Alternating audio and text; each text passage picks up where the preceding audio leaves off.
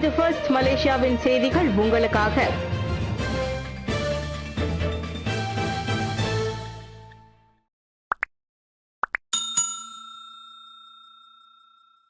ஒன்றுடன் ஒன்று தொடர்புள்ள பல அரசு நிறுவனங்களின் செயல்பாடுகளுக்கு தீர்வு காண புதிய பரிந்துரை. ஒன்றுடன் ஒன்று தொடர்புள்ள பல அரசு நிறுவனங்களின் செயல்பாடுகளுக்கு தீர்வு காண புதிய பரிந்துரை விரைவில் அமைச்சரவை கூட்டத்தில் சமர்ப்பிக்கப்படும்.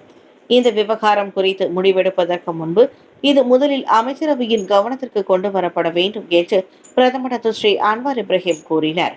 பல நிறுவனங்களை ஒருங்கிணைப்பதற்கான சில திட்டங்களை சமர்ப்பிக்க முன்னாள் கருவூல பொதுச் செயலாளரை நான் பணித்துள்ளேன். அவை தேசிய தலைமை செயலாளரிடம் கொண்டு வரப்படும். விரைவில் அமைச்சரவையில் சமர்ப்பிக்கப்பட்ட பிறகு நான் முடிவு செய்வேன் என்று அவர் தெரிவித்தார். இதனிடையே மிகப்பெரிய இழப்புகளை எதிர்கொண்ட நிறுவனங்கள் இருப்பதால் உயர்மட்ட ஒப்புதல் இல்லாமல் அரசு நிறுவனங்களின் கீழ் புதிய நிறுவனங்களை நிறுவ இனி அனுமதிக்க வழங்கப்படக்கூடாது என பிரதமர் தெரிவித்திருக்கிறார். உயர்மட்ட ஒப்புதல் இல்லாமல் எந்த நிறுவனத்திலையும் நிறுவன முடியாது என நான் கட்டளையிட்டுள்ளேன். காரணம், ஆயிரக்கணக்கான நிறுவனங்கள் பெரும் இழப்புகளை பதிவு செய்கின்றன. நிறுவனத்தை ரத்து செய்ய எடுக்கப்படும் முடிவு எளிதான காரியம் அல்ல. ஆனால் அதை கட்டாயமாக இருந்தால் நாம் அதை செய்தல் வேண்டும். அந்த நிறுவன சீர்திருத்தம் என்று அழைக்கப்படுகிறது என்று அவர் விளக்கினார். லாபம் ஈட்டும் நோக்கத்திற்காக PPR வீடுகள் வாடகைக்கு விடப்படுகின்றன. பொது குடியிருப்பு மற்றும் மக்கள் வீடமைப்பு திட்டம் PPR உரிமையாளர்கள் லாபம் ஈட்டும் நோக்கத்திற்காக தங்களின் வீடுகளை பிற தரப்பினருக்கு வாடகைக்கு விடும் நடவடிக்கைகள் இருப்பதை கூட்டரசு பிரதேசத்திற்கான பிரதமர் துறை அமைச்சர் டாக்டர் ஜலிஹா முஸ்தபா ஒப்புக்கொண்டார். உள்ளூர் அமலாக்க தரப்பினர் நிலையில் அவ்விவகாரத்தை களைய மேற்கொள்ளப்படும் நடவடிக்கைகளில் அவ்வப்போது மக்கள் தொகை கணக்கெடுப்பை நடத்துவதும் அதில் அடங்கும் என்றார் அவர். அமலாக்க தரப்பினரால் கட்டித்தரப்படும் வீடுகள் உண்மையில் வாடகைக்கு அல்லது சொந்தமாக வைத்திருக்க விரும்புவோருக்கு வழங்கப்படுவதை உறுதி செய்வதற்காக அவ்வப்போது கணக்கெடுப்பு மேற்கொள்ளப்பட வேண்டும். வாடகைக்கு இருப்பவர் வேறொருவருக்கு அதனை வாடகைக்கு விடுவது கண்டறியப்பட்டால் சம்பந்தப்பட்டவர் மீது கடுமையான நடவடிக்கை எடுப்போம் என்று டாக்டர் ஜலிஹா தெரிவித்தார். இன்று மக்களவையில் மலிவு வீடு விலைகள் லாபத்திற்காக தவறாக பயன்படுத்தப்படுவது குறித்து பண்டார் துன்ரசாக் நாடாளுமன்ற உறுப்பினர் டாக்டர் வான் அசிசா வான் இஸ்மாயில் எழுப்பிய கேள்விக்கு ஜலிஹா அவ்வாறு பதிலளித்தார். நோன்பு பெருநாளை முன்னிட்டு விரைவு பேருந்து சேவைக்கான கட்டண உயர்வு கண்டால் அரசாங்கம் கண்காணிக்கும். இம்முறை கொண்டாடப்படவிருக்கும் நோன்பு பெருநாளை முன்னிட்டு விரைவு பேருந்து சேவைக்கான கட்டணம் உயர்வு கண்டால் அதை தரை பொது போக்குவரத்து நிறுவனம் அப்பாட் மூலம் அரசாங்கம் கண்காணிக்கும். பண்டிகை காலத்தில் 10 விழுக்காடு கூடுதல் கட்டணம் விதிக்க விரைவு பேருந்து நிறுவனங்களுக்கு அனுமதி வழங்கப்பட்டிருந்தாலும் மிக அதிகமாகவும் நியாயமற்றதாகவும் இருக்கும் எந்த ஒரு கட்டண உயர்வுகளுக்கும் எதிராக அப்பாட் மூலம் நடவடிக்கை எடுக்கப்படும் என்று போக்குவரத்து அமைச்சர் அந்தோனி லோக் தெரிவித்தார். ஆனால் விரைவு பேருந்துகள் தொடர்பான கட்டணங்களில் சிக்கல்கள் உள்ளன. எனவே நாங்கள் இன்னும் அப்பாட் மூலம் கண்காணிக்கிறோம். நியாயமற்ற அல்லது மிக அதிக விலை உயர்வு இருந்தால் அப்பாட் கண்காணிக்கும். மேலும் நாங்கள் அப்பாட் மூலம் நடவடிக்கை எடுப்போம் என்று அவர் கூறினார். நோன்பு பெருநாளை முன்னிட்டு விரைவு பேருந்து சேவைக்கான கட்டணம் உயர்த்தப்படவிருப்பதாக எழுந்திருக்கும் குற்றச்சாட்டு குறித்து லோக் அவ்வாறு கருத்துரைத்தார். கூடுதல் பேருந்து சேவை மற்றும் பேருந்து வாடகைக்கான கட்டணம் உட்பட பல அம்சங்களை கருத்தில் கொண்டு பண்டிகை காலத்தில் விரைவு பேருந்து சேவையில் 10 விழுக்காடு கூடுதல் கட்டணம் அனுமதிக்கப்பட்டதாக கடந்த ஆண்டு மார்ச் 22ஆம் தேதி லோக் கூறியிருந்தார்.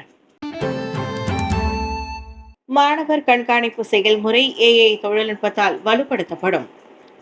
மாணவர் இடைநிற்றல் விவகாரத்தை களைவதற்கான உத்திகளின் செயல்திறனை மேம்படுத்த SIPKPM எனப்படும் கல்வி அமைச்சின் மாணவர் கண்காணிப்பு செயல்முறை செயற்கை நுண்ணறிவு AI தொழில்நுட்பத்தால் வலுப்படுத்தப்படும். படிப்பை பாதியில் நிறுத்தும் அபாயம் உள்ள மாணவர்கள், படிப்பை நிறுத்திக் கொண்ட மாணவர்கள் மற்றும் கல்வி அணுகல் கிடைக்காத சிறார்கள் ஆகியோரை பள்ளி தரப்பினர் முன்கூட்டியே கண்டறிய இந்த மேம்படுத்தப்பட்ட கண்காணிப்பு செயல்முறை உதவும் என்று கல்வி துணை அமைச்சர் வாங்காவோ கூறினார்.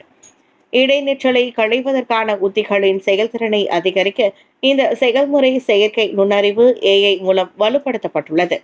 இந்த செயல்முறை பள்ளிகள் தனிப்பட்ட முறையில் மாணவர்களை கண்காணித்து ஆரம்ப கட்டத்தில் கவனம் செலுத்தி தலையீட்டு நடவடிக்கைகளை மேற்கொள்ளும் என்று அவர் விளக்கினார். இன்று மக்களவையில் ஒவ்வொரு மலேசிய சிறார்களின் பின்புலத்தை பொருட்படுத்தாமல் வருகை பதிவு, பள்ளி இடைநிற்றல் மற்றும் தரமான கல்விக்கான அணுகல் தொடர்பான சிக்கல்களை தீர்க்க அமைச்சு மேற்கொண்டிருக்கும் ஆக்கப்பூர்வமான நடவடிக்கைகள் குறித்து ஷா அலாம் நாடாளுமன்ற உறுப்பினர் அஸ்லி யூசுப் எழுப்பிய கேள்விக்கு வாங் அவ்வாறு பதிலளித்தார். PAMTC பூப்பந்து போட்டி முதல் ஆட்டத்தில் மலேசியா தோல்வி. சீனா கிங்டாவில் நடைபெறும் BAMTC எனும் ஆசிய கலப்பு அணி பூப்பந்து போட்டியில் பி குழுவில் இடம்பெற்றிருக்கும் மலேசியா 2-3 என்று முதல் ஆட்டத்தில் ஹாங்காங்கிடம் தோல்வி கண்டது. முதல் ஆட்டத்தில் களமிறங்கிய நாட்டின் கலப்பு இரட்டையரான ஹாங் பாங் ரோங் சுங் யூ இங் ஜோடி ஹாங்காங்கின் தான் சுன் மாங் இங் சி யூ இணையரிடம் 21-17, 17-21, 11-21 என்ற நிலையில் தோல்வி கண்டது. அதனைத் தொடர்ந்து விளையாடிய நாட்டின் மகளிர் ஒற்றையர் பிரிவு ஆட்டக்காரர் கே லட்சணா 21-18 மற்றும் 21-18 என்று சலோனி சமிர்பாய் மிதாவை நேரடி செட்களில் வீழ்த்தி வெற்றி பெற்றார். ஆடவர் ஒற்றையர் பிரிவில் விளையாடிய ஜஸ்டின் ஹோ 19-21, 16-21 எனும் நேரடி செட்களில் லீ செக் யூவிடம் தோல்வியடைந்தார். மகளிர் இரட்டையர் பிரிவில் மலேசியாவை மீண்டும் சமன் செய்ய முயற்சித்து கோபி தியோம் மெய் சிங் இணையரின் ஆசை நிறைவேறாமல் போனது. காசாவை கையகப்படுத்தும் ட்ரம்பின் திட்டத்திற்கு ஜோர்டன் எதிர்ப்பு. பாலஸ்தீன மக்களை வெளியேற்றிவிட்டு காசாவை அமெரிக்க அதிகாரத்தின் கீழ் கொண்டு வருவதற்கு முயற்சிக்கும் அமெரிக்க அதிபர் டொனால்ட் ட்ரம்பின் திட்டத்திற்கு ஜோர்டன் மன்னர் 2ஆம் அப்துல்லா எதிர்ப்பு தெரிவித்துள்ளார். காசா மற்றும் மேற்கு கரையில் இருந்து பாலஸ்தீன மக்களை வெளியேற்றும் நடவடிக்கையில் ஜோர்டனின் நிலைப்பாட்டை மன்னர் அப்துல்லா உறுதிப்படுத்தியுள்ளார்.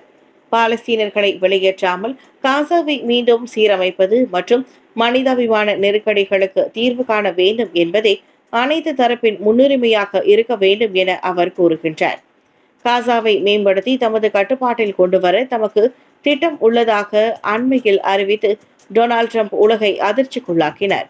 ஆயினும் பாலஸ்தீனர்கள் மற்ற நாடுகளை குடியேறினர் பின்னர் அவர்களை திரும்ப அனுமதிக்கும் எந்த திட்டமும் இல்லாத பட்சத்தில் மட்டுமே அதனை செயல்படுத்த முடியும். அமெரிக்காவின் கையகப்படுத்தும் இத்திட்டத்தின் கீழ் பாலஸ்தீனர்கள் காசாவிற்கு திரும்ப அனுமதிக்க மாட்டார்கள் என ட்ரம்ப் கூறியுள்ளார். இந்நிலையில் ட்ரம்பின் இந்த ஆச்சரியமான திட்டத்திற்கு வட்டார நாடுகளான ஒத்துழைப்பில் எகிப்து ஒரு திட்டத்தை வரைந்து வருவதாகவும் மாமன்னர் அப்துல்லா தெரிவித்துள்ளார். 2025 ஹஜ் புனித பயணத்தில் சிறார்களுக்கு அனுமதி இல்லை.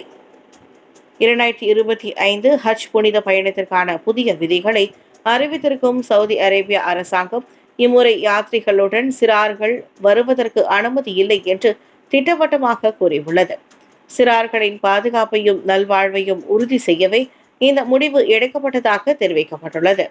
ஹஜ் பயணம் மேற்கொள்வது என்பது முஸ்லிம்களின் மிக முக்கிய கடமைகளில் ஒன்றாக உள்ளதால் இதற்காக உலகம் முழுவதும் இருந்து லட்சக்கணக்கான மக்கள் சவுதி அரேபியாவுக்கு புனித பயணம் மேற்கொள்கின்றனர். கடுமையான வெயில், கூட்ட நெரிசல் போன்ற காரணங்களால் இந்த புனித பயணத்தின் போது உயிரிழப்பு சம்பவங்களும் ஆண்டுதோறும் அதிகரித்து வருகிறது. இதனை கருத்தில் கொண்டு புதிய விதிகளை அறிவிக்கப்பட்ட நிலையில் சிறார்களுக்கு அனுமதி இல்லை என்பதை முதன்மையான விதியாகும். அதனைத் தொடர்ந்து ஹஜ் பயணம் மேற்கொள்ள விண்ணப்பிக்கும் போது இதுவரை புனித யாத்திரை மேற்கொள்ளாதவர்களுக்கே முன்னுரிமை வழங்கப்பட உள்ளது. அதோடு உள்நாட்டு யாத்திரைகள் கட்டணத்தை 3 தவணைகளாக செலுத்தலாம் என்றும் கூறப்பட்டுள்ளது. கத்தார் பொது டென்னிஸ் போட்டி சப்லென்கா தோல்வி. கத்தார் பொது டென்னிஸ் போட்டியின் 2வது ஆட்டத்திலேயே தோல்வி கண்டு உலகின் முதல்நிலை விளையாட்டாளரான அரினா சப்லென்கா தனது ரசிகர்களுக்கு ஏமாற்றத்தை அளித்துள்ளார். நேற்று நடைபெற்ற ஆட்டத்தில் பெலாருஸின் சப்லென்கா ரஷ்யாவின் எகட்டெரிகா சண்டானிகாவும் விளையாடினார். முதல் செட்டில் 3-6 என்ற புள்ளிகளில் சப்லென்கா வெற்றி பெற்றாலும் அடுத்த 2 செட்களில் அவரால் சிறந்த ஆட்டத்தை வெளிப்படுத்த இயலவில்லை.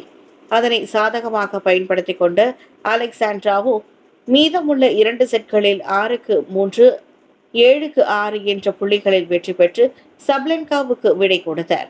இவர்களின் ஆட்டம் 2 மணி நேரத்திற்கும் கூடுதலாக நீடித்தது. இதனிடையே மற்றொரு ஆட்டத்தில் அமெரிக்க பொது டென்னிஸ் போட்டியின் வெற்றியாளரான கோகோகாஃபும் தோல்வியை தழுவினார். உக்ரைனின் மாட்டா கோஸ்டிக்கியுடன் விளையாடிய காஃப் 6-2, 7-5 என்ற புள்ளிகளில் தோல்வி கண்டார். மூன்றாவது ஆட்டத்தில் மாட்டா கோஸ்டியுக் போலந்தின் மாக்டா லினெட்டுடன் விளையாட உள்ளார். மாமியாரை கொலை செய்ததாக குற்றம் சாட்டப்பட்ட ஆடவர். இம்மாத தொடக்கத்தில் தாமன் ஸ்ரீ ஸ்கூடாயில் உள்ள வீடொன்றில் தனது வயதான மாமியாரை கொலை செய்ததாக குற்றம் சாட்டப்பட்ட ஒருவர் இன்று ஜொகூர் பாரு மேஜிஸ்ட்ரேட் நீதிமன்றத்தில் நிறுத்தப்பட்டார். குற்றச்சாட்டு வாசிக்கப்பட்ட போது 51 வயதான சுரைடி சகாரியா அதனை புரிந்து கொண்டதாக தலையசைத்தார். இருப்பினும் கொலை வழக்கு உயர்நீதிமன்றத்தின் அதிகாரத்திற்கு உட்பட்டிருப்பதால் அந்நபரிடம் இருந்து எந்தவொரு வாக்குமூலமும் பதிவு செய்யப்படவில்லை. பிப்ரவரி 5ஆம் தேதி மாலை மணி 4:20 அளவில் தாமன் ஸ்ரீ ஸ்கூடாயில் உள்ள வீடொன்றில் 79 வயதான எபா டாயிக் எனும் மூதாட்டியை சுரைடி கொலை செய்ததாக குற்றம் சுமத்தப்பட்டுள்ளது. குற்றவியல் சட்டம் செக்ஷன் 302 கீழ் அந்நபர் மீது குற்றம் சுமத்தப்பட்டுள்ளது. குற்றம் நிரூபிக்கப்பட்டால் கட்டாய மரண தண்டனை அல்லது அதிகபட்சமாக 40 ஆண்டுகள் சிறை தண்டனை மற்றும் குறைந்தபட்சம் 12 பிரம்படிகள் விதிக்கப்படும். இவ்வழக்கு பின்னர் ஏப்ரல் 28ஆம் தேதிக்கு ஒத்திவைக்கப்பட்டது.